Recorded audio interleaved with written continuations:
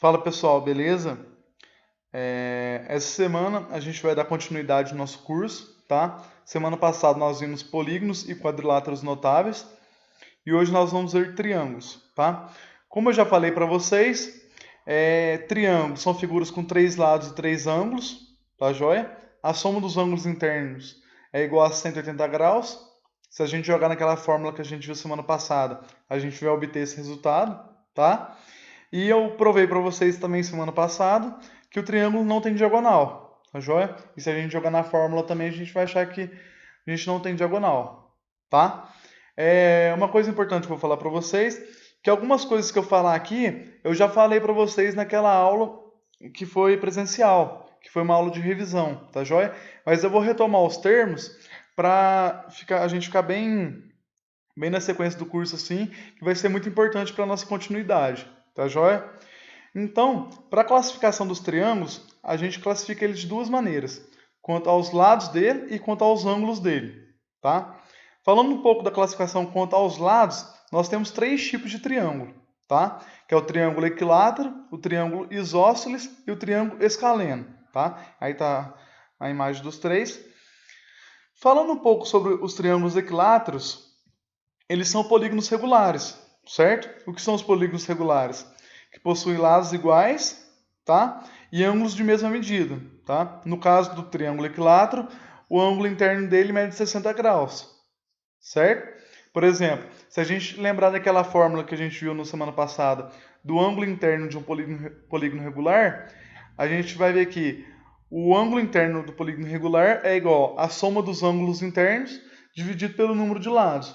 No caso, a soma dos ângulos internos é igual a 180 graus e a gente tem três lados. Então, 180 dividido por 3 é igual a 60. Tá joia? Falando um pouco sobre os triângulos isósceles agora, a gente tem as seguintes propriedades. Ele tem dois lados que são de mesma medida, certo? No caso aí na figura está representado como A. E a gente tem um lado com medida diferente que a gente chama de base, tá? E a gente vai usar muito essa nomenclatura quando a gente chegar na parte de áreas, tá? Então é bom a gente ficar bem, assim, lembrar disso no curso lá na frente, tá joia? E uma terceira coisa que é importante no triângulo isósceles é em relação aos ângulos da base dele. Eles são congruentes, certo? Ou seja, eles têm a mesma medida. Tanto é que se vocês observarem no desenho, os dois ângulos da base está verde e tem a letra alfa, que é uma letra grega, para representar ângulo, certo? Agora, os triângulos escalenos, assim, eles não têm nenhuma propriedade tão importante quando a gente fala de classificação de lados, tá? Porque ele tem lados com medidas diferentes e ângulos com medidas diferentes, certo? Então, assim, ele não tem nada muito importante para a gente. Falando agora sobre a classificação dos triângulos em relação aos ângulos, a gente também tem três tipos de triângulo. Mas antes de eu apresentar eles para vocês, vamos dar uma relembrada no que a gente viu naquela aula de revisão, que são os nomes dos ângulos, tá? Então, quando um ângulo tem entre 0 e 90 graus, ele é um ângulo agudo, certo? Quando o ângulo ele tem 90 graus, ele é um ângulo reto. E quando ele mede mais de 90 graus, ele chama obtuso, ângulo obtuso, certo? E a classificação dos triângulos é dada da seguinte maneira: acutângulo, triângulo retângulo e obtusângulo, certo? Por que acutângulo? Porque todos os ângulos internos dele são ângulos agudos, ou seja, são ângulos menores do que 90 graus, tá?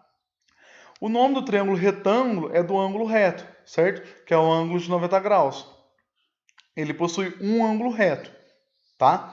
Se a gente observar, a gente sabe que a soma dos ângulos internos é igual a 180 graus, mas a gente já tem um ângulo reto. Então, para os outros dois ângulos do triângulo, a gente vai ter 90 graus para distribuir para os dois.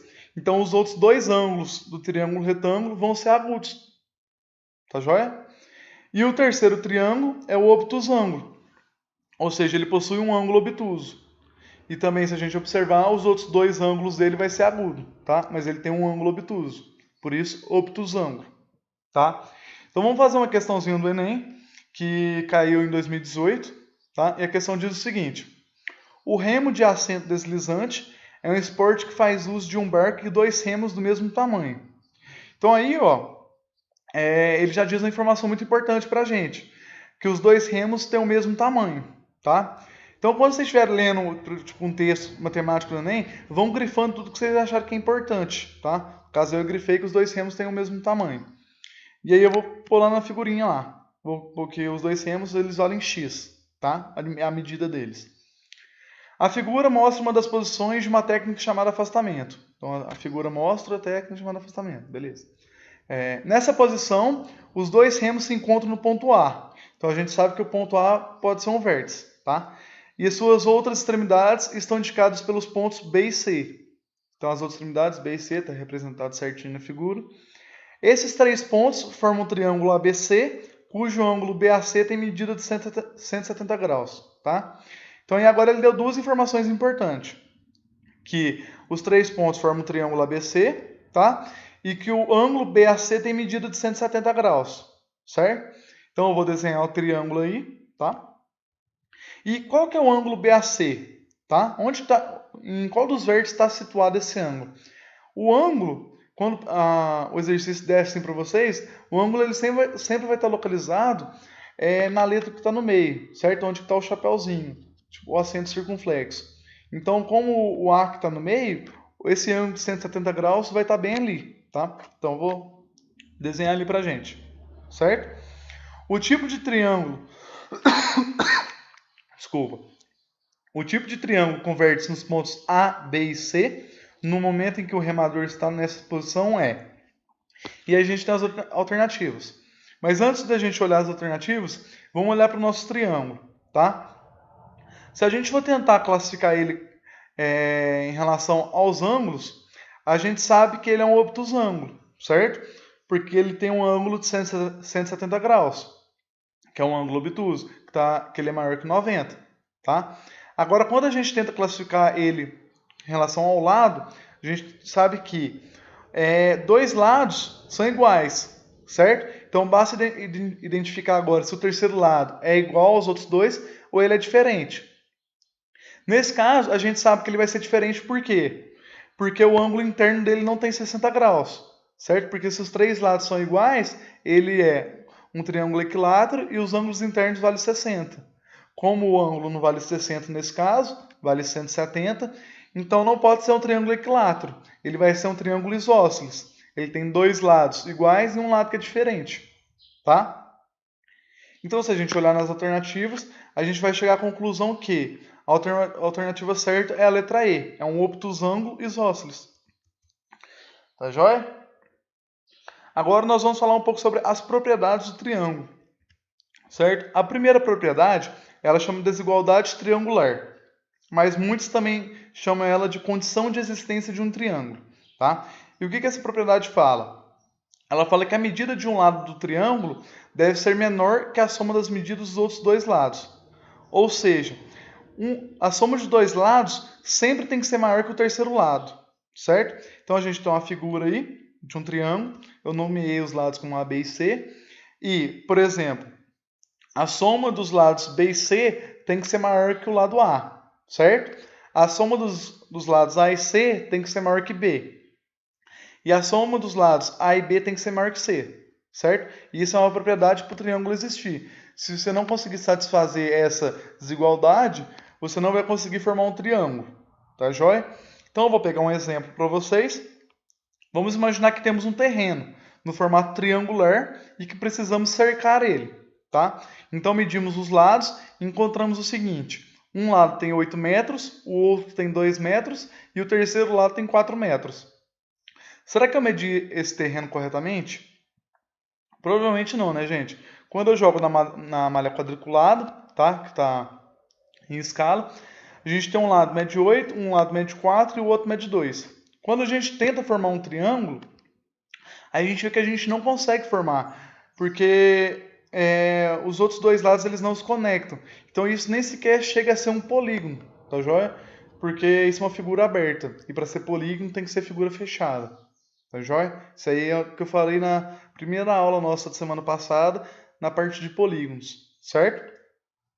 E agora, vamos fazer uma questão Enem, certo? Uma criança deseja criar triângulos utilizando palitos de fósforo de mesmo comprimento. Tá? Cada triângulo será construído com exatamente 17 palitos, e pelo menos um dos lados do triângulo deve ter comprimento de exatamente 6 palitos. Então ele deu duas informações importantes. A gente tem 17 palitos para formar esse triângulo, e um lado vai ter sempre 6 palitos, certo? A figura ilustra um triângulo construído com essas características. Aí tem a figura, tá joia? A quantidade máxima de triângulos não congruentes 2 a 2 que podem ser construídos tá? Vamos passar aqui.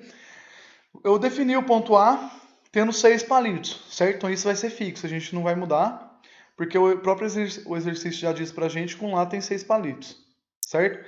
E a gente também sabe que a soma dos lados é igual a 17. Então a gente tem as seguintes hipóteses.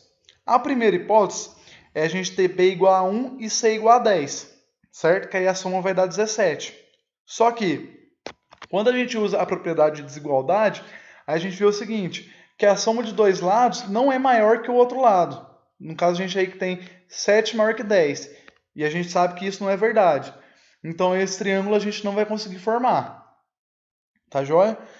Uma segunda hipótese seria B igual a 2 e C igual a 9. Só que quando a gente usa essa propriedade também, a gente vê que não é possível.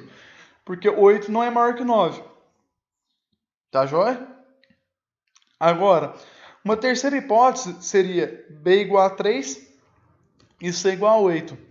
E aí, quando a gente usa a propriedade de desigualdade, a gente observa que a gente consegue satisfazer todas as três desigualdades, certo? No caso, 11 maior que 6, 9 maior que 8 e 14 maior que 3. Beleza.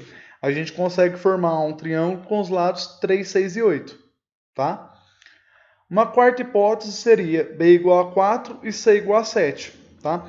E se a gente utilizar novamente as propriedades, a gente vai ver que a gente consegue satisfazer todas as desigualdades. 11 maior que 6, 10 maior que 7 e 13 maior que 4. Tá? Só para reforçar isso, a gente precisa satisfazer todas as três igualdades. Tá? Se a gente conseguir satisfazer só uma ou duas, não é válido. Tem que satisfazer as três. Tá? Uma quinta hipótese seria B igual a 5 e C igual a 6. Tá? Então, aí no caso, a gente tem que 5 mais 6 é maior que 6. No caso, 11 maior que 6. 6 mais 5 é maior que 6. No caso, 11 maior que 6. E 12 maior que 5. Tá? Nesse caso, a gente teria um triângulo com os lados 6, 6 e 5. Certo? Aí, se a gente pegar uma sexta hipótese, seria B igual a 6 e C igual a 5. Só que aí ele já seria congruente ao triângulo anterior, com os lados 6, 6 e 5 também. Então, a partir daí a gente nem vai contar mais, porque vai só repetir as hipóteses que a gente já fez. Então, o número de triângulos que a gente consegue fazer sem ser congruente são 3. Tá joia? Então, a resposta seria 3 triângulos. Tá?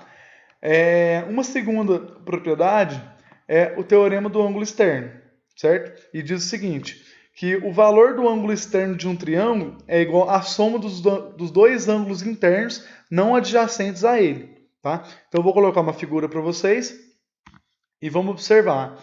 Nesse caso, os ângulos internos eles chamam A, B e C, certo? E o ângulo externo aqui está sendo chamado de D. Beleza? E o que é os ângulos não adjacentes? Nesse caso, são os ângulos A e B, tá? Mas eu vou provar esse teorema para vocês. A gente sabe que a soma dos ângulos internos de um triângulo é igual a 180 graus. Então, A mais B mais C é igual a 180, certo? E que a soma do ângulo externo e interno de um vértice, de um polígono, é igual a 180 graus. Eu cheguei a falar isso para vocês lá na aula de polígonos também, que a soma de um ângulo interno com o externo é igual a 180 graus. Então a gente tem que C mais D é igual a 180 graus. Perfeito?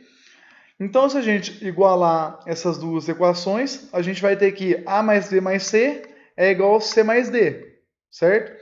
E a gente corta o C dos dois lados e a gente chega à seguinte conclusão, que A mais B é igual a D. Ou seja, a soma dos ângulos A e B é igual à soma do ângulo D. Tá joia? O que a gente vai ver nas próximas aulas?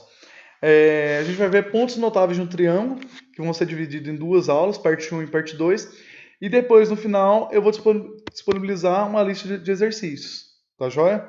Então, até a próxima aula. Beleza? Pontos notáveis de um triângulo, parte 1.